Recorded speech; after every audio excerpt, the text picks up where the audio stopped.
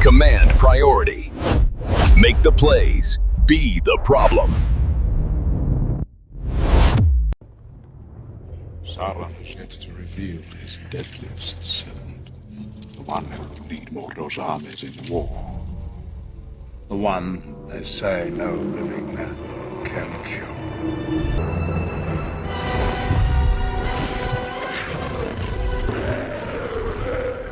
So yeah, this is not going to be a oops all counterspells deck. So if you were somehow, some way hoping it was going to be, this is not for you. I wanted to have some depth and a little bit of flavor to it. So I mean, sure, it has some counterspells, but it's a far cry from oops all counterspells, which I hear and have seen this commander built as. So stick around. Lord of the Nazgul, 3, a blue and a black for a legendary creature, Wraith Noble with flying. Wraiths you control have protection from ring bearers.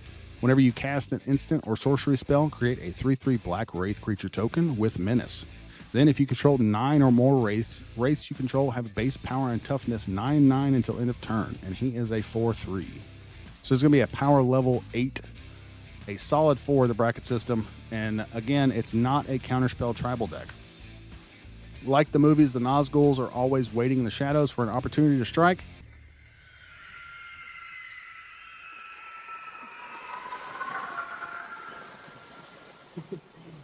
Get off the road!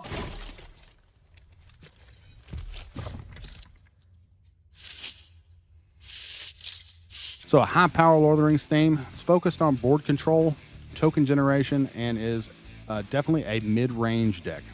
So game plan 1 of 2 possibles.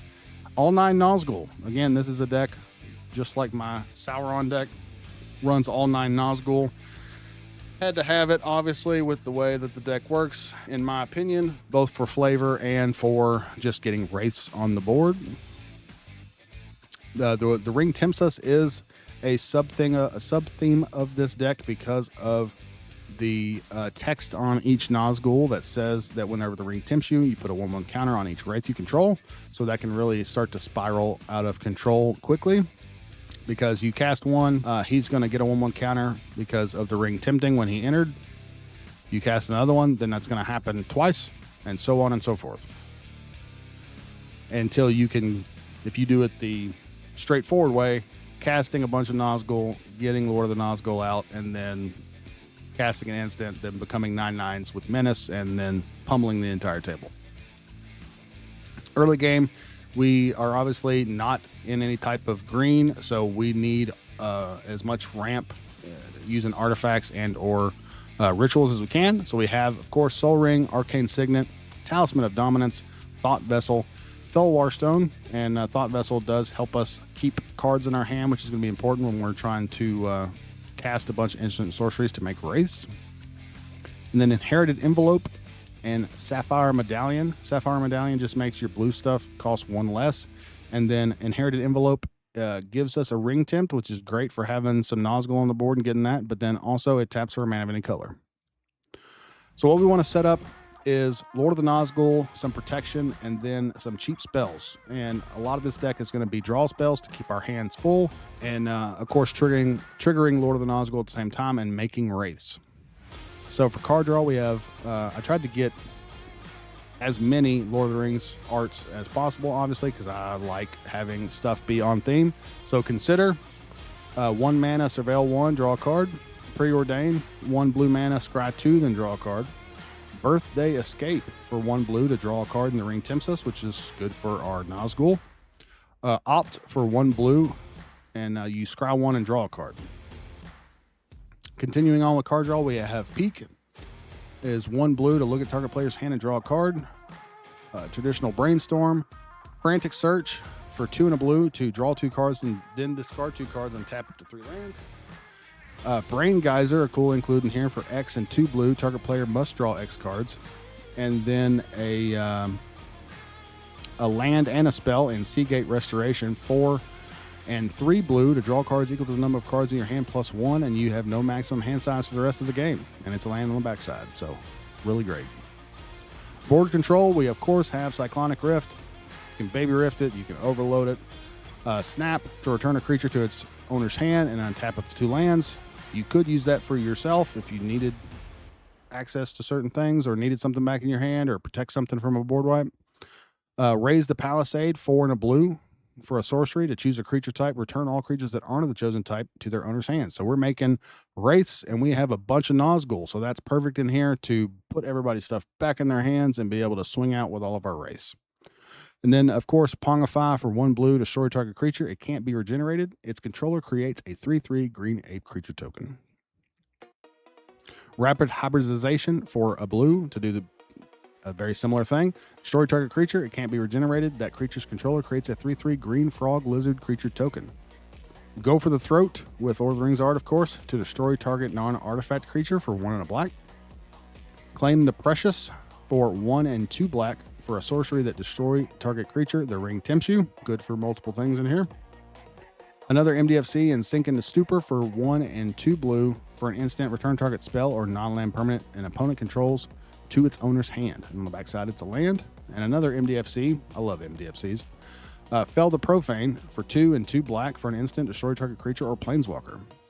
So Baron of Dice is going to be sponsoring this video because we're going to do a giveaway. So the channel recently hit 1,000 subscribers, which to me is a huge accomplishment.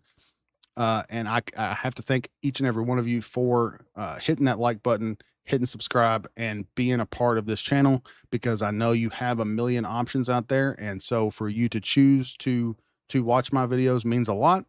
So they have sent over a deck box and a playmat in Goblin art, which is amazing. I actually bought one before because I have Cranko, and even though it's not magic art, it just fits the deck and the theme and the vibe of the deck perfectly. So if you're a Cranko player, it's a perfect thing for you to win. Or if you were one of the lucky few who were able to get one of the Secret Lair Goblin decks, this will go perfect with that. But they sent that over as part of this 1K subscriber giveaway. And then I am also going to be giving away, I had a hat made for Command Priority with our channel emblem, and also a Command Priority pin made. So those are going to be included from me in this giveaway. Link is going to be in the description of this video and in the comments. So click that, go and register for the giveaway. You do have to be subscribed to the YouTube channel to do it. And again, thank you all very much for your support and for watching my videos, and for I'm thankful for the positive comments and for the comments going, "Hey man, your audio sounds like shit, dude. You need to fix it." I'm like, "Okay, thank you. I will fix it." And it's the good comments that keep me going, but it's the bad ones that also help me make better content for you all, which is what my goal is. Counter magic. I said that this is not counterspell trouble, and I meant it, but we do obviously have to have some counter spells because we are in blue and they're good. So Arcane Denial, 1 and a blue for an instant. Counter target spell. Its controller may draw up to 2 cards at the beginning of the next turn's upkeep. You draw a card at the beginning of the next turn's upkeep as well. Swan Song. Counter target enchantment, instant, or sorcery spell. Swan Song. 1 blue to counter target instant, enchantment, or sorcery spell. Its controller creates a 2/2 blue bird creature token with flying. Of course, traditional counterspell. And then rounding it out, we have Fierce Guardianship that lets you cast it for free if you control your commander. Fluster Storm for 1 blue to counter target instant or sorcery spell unless its controller pays 1 and it has Storm. And then an Offer You Can't Refuse for 1 blue to counter target non-creature spell. Its controller creates 2 treasure tokens. Moving on to creatures, we have, of course, the Witch King, Bringer of Ruin for 4 and 2 black for a legendary creature, Wraith Noble with flying. Whenever Witch King, Bringer of Ruin attacks, defending player sacks a creature with the least power among creatures they control. Witch King of Angmar for 3 and 2 black, legendary creature, Wraith Noble with flying, 5/3. Whenever one or more creatures deal combat damage to you, each opponent sacrifices a creature that dealt combat damage to you this turn. The Ring Tempts You. Discard a card. The Witch King of Angmar gains indestructible until end of turn, and you tap it. And then an odd include, because I know he's not on this guy's side, but Gandalf, Friend of the Shire, 3 and a blue for a legendary creature, Avatar Wizard with flash, 2/4. It lets you cast sorcery spells as though they had flash. And then whenever the ring tempts you, if you choose a creature other than Gandalf, Friend of the Shire, as your ring bearer, you get to draw a card. So we're going to be doing tempting, and we have plenty of sorceries, so being able to cast them at flash speed is a handy upside, and so is card draw. Some more creatures. We've got some non-Lord of the Rings stuff, unfortunately. Talran Sky Summoner for 2 and 2 blue. Kind of does a similar thing. Whenever you cast an instant or sorcery, you get to create a 2/2 blue Drake creature token with flying. Thunderclap Drake for 1 and a blue. Creature Drake flying. Instant and sorcery spells you cast cost 1 less to cast. It's a 2/1, and then 2 and a blue. You get to sack this creature. When you next cast an instant or sorcery spell this turn, copy it for each time you've cast your commander from the command zone this game.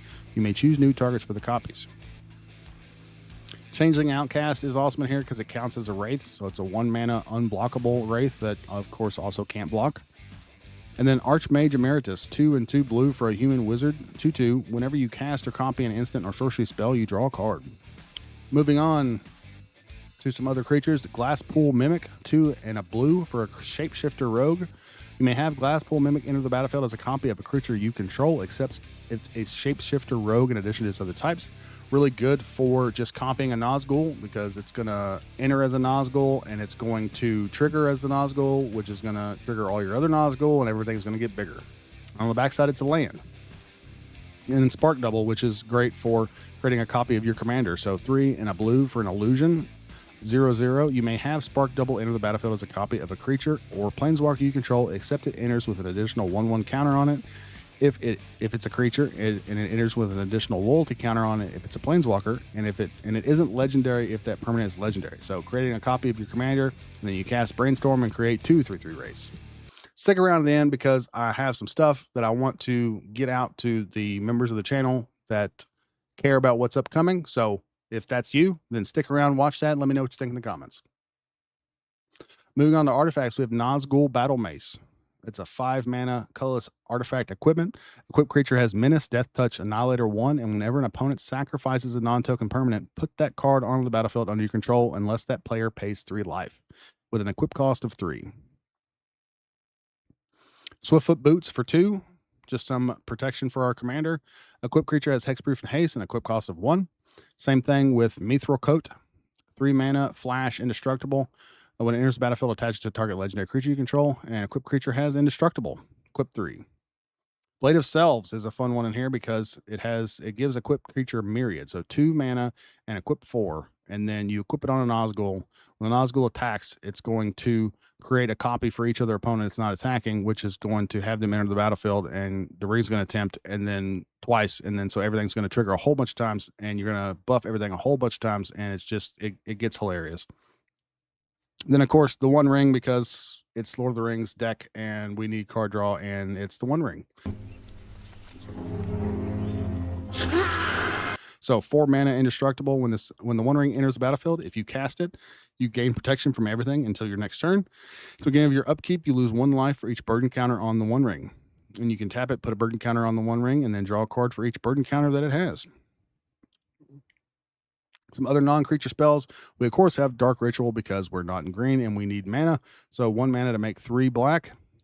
Ring Sight, 1 a blue and a black for a sorcery. The ring tempts you, and you get to search your library for a card that shares a color with a legendary creature you control. Reveal it, put it in your hand, then shuffle. So 3 mana to get a ring tempt on all your wraiths, and then, or all your Nazgul, not all your wraiths, and then search for any card that shares a color with, I'm assuming, your commander if you have him out.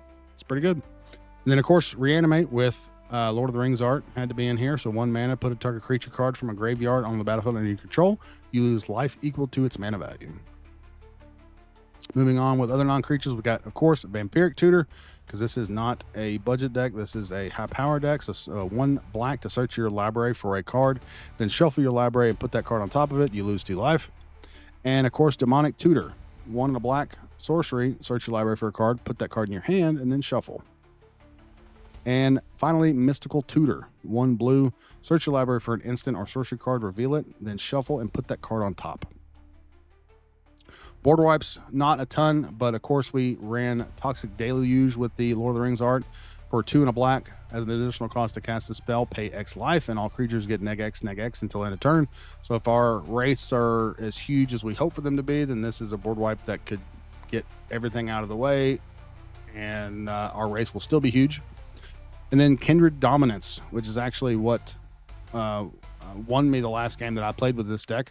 So 5 and 2 black for a sorcery. Choose a creature type. Destroy all creatures that aren't of the chosen type. So yeah, get a big board full of wraiths, cast this, get another wraith because of casting it, kill everything that's not a wraith, and then swing to your heart's content. Enchantments, we have a few. Call the ring, 1 and a black for an enchantment at the beginning of your upkeep. The ring tempts you, which is a constant thing for us with our Nazgul to buff and buff and buff. And then whenever you choose a creature as your ring bearer, you may pay 2 life if you do draw a card. So card draw is always good. And speaking of card draw, we have Ristic Study, of course, 2 and a blue for an enchantment. Whenever an opponent plays a spell, you may draw a card unless that player pays 1. Special lands for support. We had to have some that are Lord of the Rings and some that aren't. So the Black Gate is in here. Enters the battlefield. You may pay 3 life. If you don't, it enters the battlefield tapped. It taps for black, and then you can pay 1 in the black. Tap it. Choose a player with the most life or time for the most life. Target creature can't be blocked by creatures that player controls this turn. So can be a good way of making somebody drop their defenses for you. Shinzo Death Storehouse, a legendary land, taps for black. Or you can pay a black and tap it, and target legendary creature gains fear until end of turn. And fear is it can't be blocked except by artifact creatures and or black creatures. Minas Morgul, Dark Fortress, legendary land, enters the battlefield tapped. You taps it for black, and then you can pay 3 and a black to tap it. Put a shadow counter on target creature. As long as that creature has a shadow counter on it, it's a wraith in addition to its other types. So there are a few creatures in here that are not wraiths, and we do have a board wipe that is a creature type board wipe. So this is perfect for being able to make something we don't want to lose, a wraith. That way we can then cast that board wipe and be all right. Or just to buff another creature with our triggers off of our Nazgul. Mystic Sanctuary, an island, taps for blue. This land enters tapped unless you control 3 or more islands. And when this land enters untapped, you may put target instant or sorcery card from your graveyard on top of your library. So a cool way of being able to get a really good instant or sorcery back on top of your library for use next turn by just playing a land. And then Valley of Golgoroth is Wasteland. It's just Wasteland. So taps for colorless, and you can tap and sack it and destroy target non-basic land. Land count and deck list, total of 35 lands. The link tree to this deck list is going to be in the bio and in the comments. You can find it all on Moxfield. Go and check it out. Save a copy of it for yourself. It's there for you to take advantage of. What I wanted to talk about here at the end of this deck tech, which I hope you stuck around for, but I'm going to try and do a battle of 5 armies. So I've spoken with my LGS, and they have decided to sponsor this effort. So they're going to offer some prize support for the game and space to do it after hours. And we're going to go from there. I've got some people, locals that I play games with that are willing to come and be on camera with me for this event. So what it's going to be is I'm going to, as the set's released, I'm going to be building decks. There's no precons with the Hobbit, of course, unfortunately. But so I'm going to build 5 decks using really only cards that are going to be released in the Hobbit. And we're going to have a battle of 5 armies, which is in theme with the Hobbit, the final movie. And we're going to do a 5-man commander game at the LGS, and I'm going to record it and edit it and all that and put it on here for you all to enjoy, hopefully. But yeah, I I don't have $20,000 worth of recording equipment, so this will be done as with all the equipment I could afford. So I have bought the best cameras that I could afford. I've bought all the best cables and things and mics and just a lot of stuff to try and pull this off. And it's the biggest endeavor I've ever tried to do for this channel. And it's going to be a little bit outside of my comfort zone because I'm going to be recording 5 people and a table and 5 different sources of audio and 3 different cameras. And it's just going to be a lot. So if that is of interest to you and you are not a subscriber to the channel, please subscribe to the channel. It will just help motivate me to keep going because it's going to take a lot of time and effort to be able to pull that off while I work full time and have 2 kids and a wife, and hopefully she doesn't kill me. Yeah. So yeah, if that sounds good to you, and you're not subscribed to the channel, subscribe, like this video, and just let me know you're looking forward to it. Till next time.